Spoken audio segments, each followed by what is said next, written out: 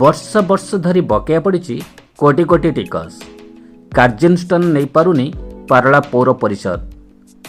Council ବୈଠକରେ ବାରମ୍ବାର ଆଲୋଚନା ହେଉଥିଲେ ମଧ୍ୟ ଭିନ୍ନ ଭିନ୍ନ ମତ କାରଣରୁ କୌଣସି ନିର୍ଦ୍ଦିଷ୍ଟ ନିଆଯାଇ ପାରୁନଥିବା ବେଳେ ପରୋକ୍ଷରେ ଟିକସ ବକେୟା ରଖୁଥିବା ବ୍ୟକ୍ତିଙ୍କୁ ପ୍ରୋତ୍ସାହନ ଦିଆଯାଉଛି। ସରକାରୀ ପ୍ରତିଷ୍ଠାନ ମାନଙ୍କରେ ମଧ୍ୟ କୋଟିରୁ ଉର୍ଦ୍ଧ୍ୱ ଟଙ୍କା ବକେୟା ପଡ଼ିଛି।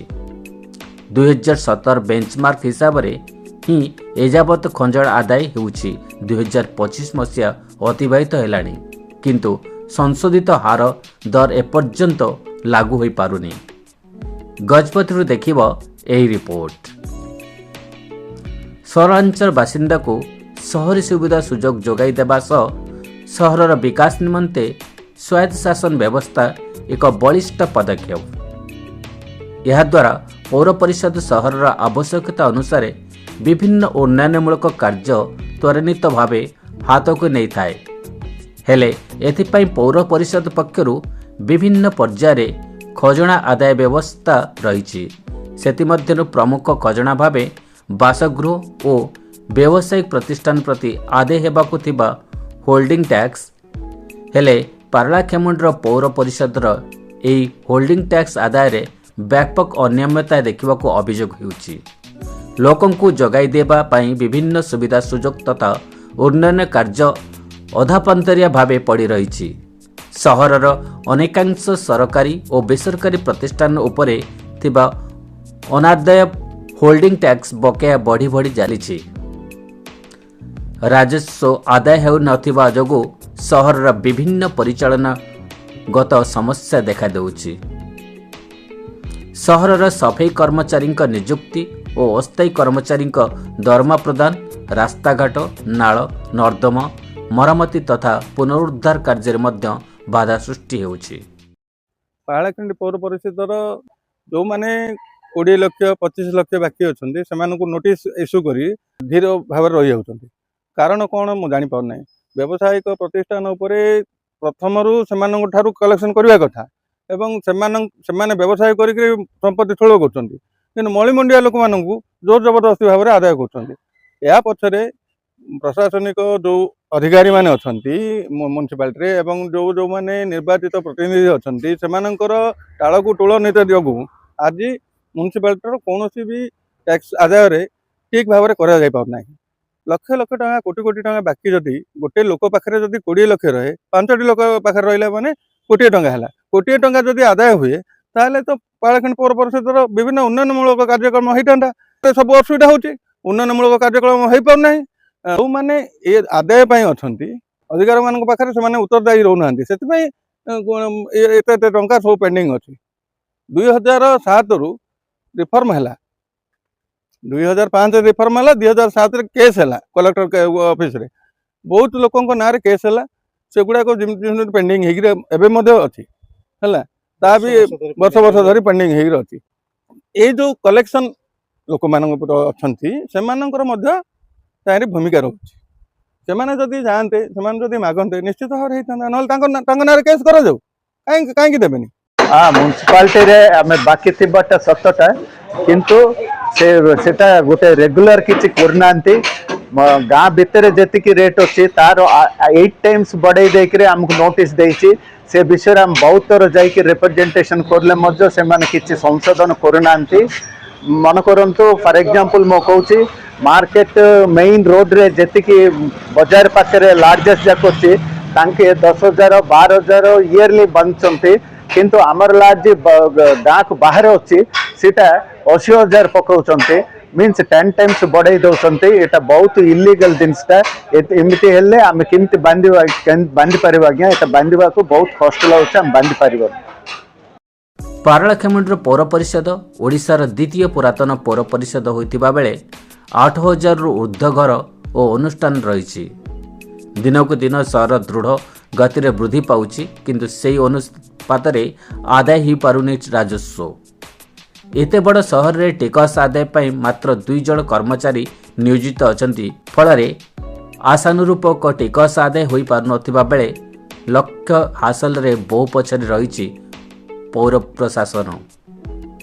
विगत वर्ष मनकरे आदाय होउथिबा खजड़ार हिसाब को तर्जमा कले ता स्पष्ट जनापड़ुची।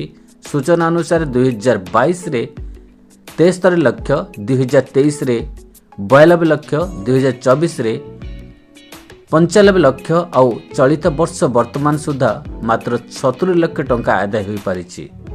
तेबे बकेया रखिथिबा अनुष्ठान विरुद्ध रे आवश्यक कार्यानुष्ठान नेबाको दाबी हेउछि। सेपटे टिकस आदाय रे पातर अंतर करा जाउछि। जनकु गोटे दर लागू करा जाउछि। किछि क्षेत्र रे बिना अनुमोदन रे बहु तलर विशिष्ट कोठा निर्माण कम टिकस देउछन्ति, किंतु जी सरकारी नियम मानुछन्ति तांको उपरे बोझ बड़ी टिकस लदी दिया जाउछि, जहा नियमर खिलाफ। तेणु प्रशासन ए दिगरे दृष्टि देबाको दाबी करिसेंति बकेया नोटिस पाइथिबा व्यवसायी। तेबे ए संपर्क रे विस्तृत आलोचना होईछि। प्रशासनिक निष्पत्ति क्रमे परवर्ती पदक्षेप ग्रहण कराजिबो। कर्मचारी अभावरू दूर करबा पई जल साथी मानको टिकस आदाय दायित्व देबाको निमंते काउंसिल बैठक रे निष्पत्ति होईछि। सरकारी निर्देश परे जल साथी माने नियोजित हेबे, ता द्वारा टिकस आदाय त्वरान्वित हेबो बोली कहिसेंति पारला पौर परिषद निर्वाही अधिकारी। देखो पारलाखिंडी पौर परिषद हूँ द्वितीय पुरातन पौर परिषद ओडिशार। बड़े दुख विडंबनार विषय, पारलाखिंडी पौर परिषद रे गुड़ाए लोकों पाखे होल्डिंग टैक्स दीर्घ वर्ष है पड़ी रही। व्यवसायी क्षेत्र में जो मैंने व्यवसाय कर कमर्शियल होल्डिंग टैक्स गुड़ाक पड़ी रही, जहाँफल कि पारलाखिंडी उन्नतिमूलक काम दिनक दिन ठप हो। पारलाखिंडी पौर परिषद पारलाखिंडी पौर परिषद पारलाखिंडी जनसाधारण को सब प्रकार सुविधा दूसरी। आपड़ देखिए आलुअर व्यवस्था दूसरी, ड्रेन सफा कर झाड़ू कर सब प्रकार जिते जहाँ चाहिए लोक जाकि पारलाखिंडी पौर परिषद सेटार पहुंची।